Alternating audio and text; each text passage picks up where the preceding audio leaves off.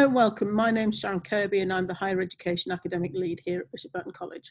I've been asked to present to you on how, as a college, through positive farming applications, we are going to achieve net zero carbon by 2030.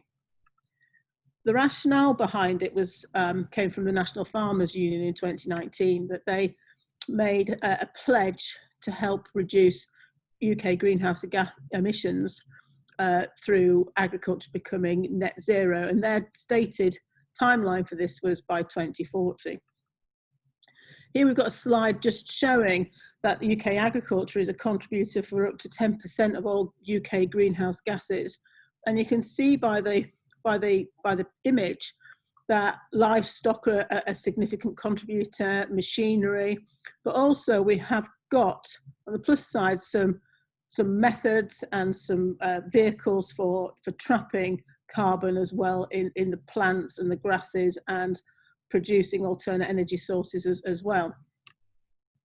So from that pledge, Bishop Burton, through Bill Meredith, our principal and CEO, said, great, that's fine. So to support this, we're actually going to make a pledge as a college to be net carbon zero by 2030. So it's quite a tough target to be 10 years ahead of what the NFU had stated. So bring it on, and we're part way there, and we're relishing the challenge. So if none of you have never been to Bishop Burton College, this is an aerial view of our campus. It's quite an extensive campus, range of sports pitches as well as agricultural farm, and as well as teaching resources as well. So the NFU, along with the government, looked at how, as a sector, we could achieve reducing our carbon emissions, and they came forward with 3 key areas, and they are to boost productivity and reduce emissions, to enable farmland to store carbon, and by coupling bioenergy to carbon capture, utilising and storage. So 3 pretty big, significant, broad subject areas there, and you know we have to make a decision on how we're going to achieve this by that. UK farmers, and that includes Ireland, Scotland and Wales, are actually responsible for producing enough renewable energy that helps power an average of 10 million homes annually per year. So already farmers are, through solar, through wind, through anaerobic digesters, are already making a significant impact on the renewable energy sector. So going back to 2 previous slides, how are we going to achieve this net zero? So we've got the 3 strands, the 3 pillars, and from that we can look at improving animal genetics and animal health, increasing our soil health and fertility, which I'll come on to a little bit later on, undertaking more tree planting and woodland management. There's some great schemes available at the moment that are encouraging us to plant trees. Unfortunately, globally, wood use is something that's extensive, and some of the rainforests have been decimated through progress and through urbanisation and industrialisation. So we, as custodians of the environment, we must be aware of that. So invest in new technologies to increase our productivity, which is something that I'll come on to in a few minutes. And then finally, by creating biomass and renewable energy power, so looking at what alternate crops we can grow to create energy and biomass. So our key focus from a college's point of view was to go down precision crop technology, and by using the data telemetry that is now available in the tractors, we can be more precise in our seeding and our fertilizer rate application, our chemical applications, so we can actually just apply what the crop needs rather than what we think it needs. And by being that specific, we just targeting those individual plants and those planted areas, we are reducing emissions because we're not having to use so much energy from the tractor. We are allowing that crop to be more productive because the nutrients that we're adding to it is very precise and to that specific area. So promoting healthy soils, so we're moving away from traditionally cultivating our land by turning over the soil on on a rotation basis, and that'd be more like instead of every year to every 7 years, incorporating an awful lot more organic matter, using a lot more of the muck that we're producing on the farm, and not disturbing the soil. So the microorganisms and the little creatures and the little critters and the little insects that are in there have a perfectly good habitat to survive in, and that increases that biodiversity of that soil structure. We're going to increase our woodland area, so we're going to put some more trees in and create some more habitats for wildlife and for flora and fauna to increase that carbon capture element of the farm. Looking around agroforestry, so a lot of research is being done globally around agroforestry, which is planting trees, whilst we've also got a crop growing underneath it. And obviously there's a lot of work to be done on what crop we select, but there's a lot of research to say that you could graze sheep in between them, you could put a wheat crop in there, you could put a clover crop in there, you could put some vegetables in there, whilst so you're getting 2 products out of one area. Biomass fuels, so again focusing on what we could produce on the farmland. So we're looking at miscanthus and how we can be part of a bigger project that's through a secondary university and an international company based in Lincolnshire, and using our land to produce a crop called miscanthus that will go into biomass boilers.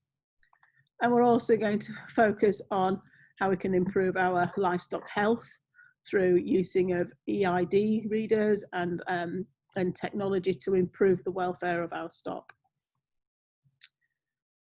So we're going to first of all, how we're going to look at this is through soil mapping. So all the fields will be mapped, and we can analyze the quality of the soil in those areas. We can analyze the nutritional value in those areas and see where we need to put the inputs into them. Headland management, so we're actually not going to be turning around so much on our headlands, and as part of that we're going to use this controlled traffic farming. So we are going to be utilising the same wheel marks, therefore reducing compaction.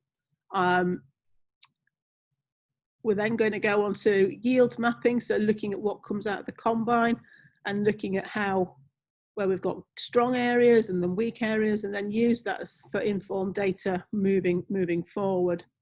And then, as I just stated, about improving animal health and welfare through use of electronic ID. The future of farming is going to look significantly different. It's certainly in my lifetime, it's changed significantly. You know, and it actually is in only the last century where we're using horse and cart. And now we're talking about using drone technology, agri-robots in the field. So there'll be what they call a swarm of robots doing the job of what a tractor would do. And all this would be happening whilst the farmer is sat in his office working away and instructing the machines to do this. Already we have the technology where the farmer can instruct a tractor and its operator what they have to do for that day, all from the office desk. The cattle, the sheep, the livestock can have readers that transmit straight back into the farmer's computer as well, enabling him to make informed decisions about those specific animals. So things are changing, and in about 5 years' time it will change all over again, you know. But the key to all of the future of farming is about the environment and how we can safely manage it and be custodians of it. As part of all of this, we have become part of the Institute of Technology, and we are now looking at renewing, revalidating, realigning our course, certainly our higher education courses, to accommodate the development of technology and have technology at its core, but also to ensure that they are sustainable and are also environmentally rigorous moving forward. So the new courses that we are developing are around precision crop technology, so ensuring that our students are technologically able to operate safely, extrapolate data, interpret data, to ensure that we are reducing our inputs, reducing our emissions, but increasing our yield on the back of that. Agriculture and being a custodian of the agricultural land, So through the new validated degrees, there will be an element of water management, because flooding is obviously a big concern in the, not only nationally, but within East Yorkshire, and how we can manage it, and by using catchment sensitive farming, and how we can best manage our land and our land mass to ensure that we don't have issues like we had in the past with excessive flooding. Engineering, we've developed this year a higher national certificate in engineering around mechanical engineering to ensure that students are able to go off into the wide range of work, whether that's the renewable sector or into a land-based sector, so that they've got the skills to develop and manage the machinery that is around. Also, our agricultural business courses have all of these elements threading through, but they do have that core focus on the business environment that we're going to focus on as well, because throughout all of this, we mustn't never forget that the business has to be successful through ensuring that we've got high yields with reduced inputs to increase the farmers' profitability. Got a fantastic couple of courses around conservation and wildlife management.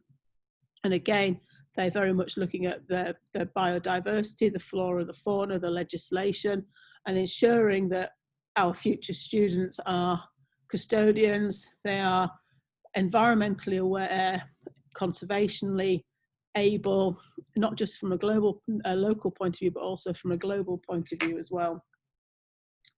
So finally, I'd like to thank you for listening. And if you've got any further queries, please contact our virtual booth, and we will look forward to speaking to you all in the future. Take care, stay safe, and see you soon. Goodbye.